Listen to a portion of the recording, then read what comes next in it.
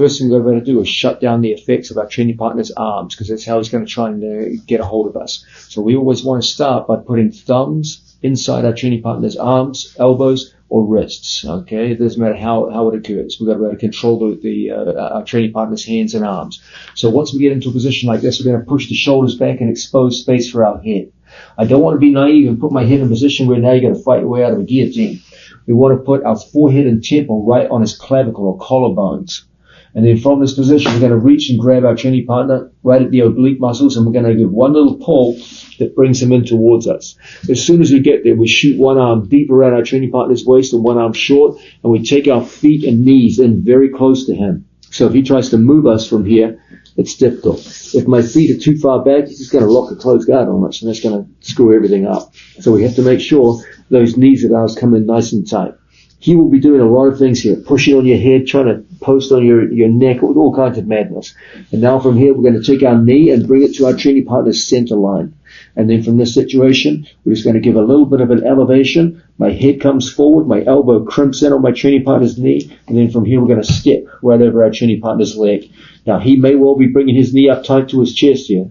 So sometimes in these situations, we've got to come up a little bit in order to bring our knee right over his, and then snatch it down and find ourselves in half guard situation.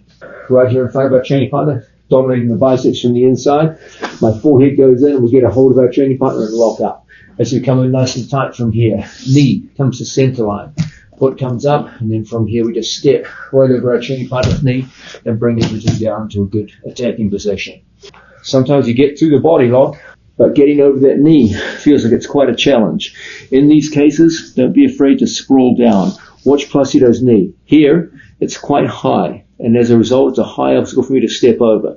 It's often the case that from here we can start a sprawling action that brings his knee down lower to the floor. Then we can take our elbow on top, and then from there it's much easier for us to get over our training partner's knee.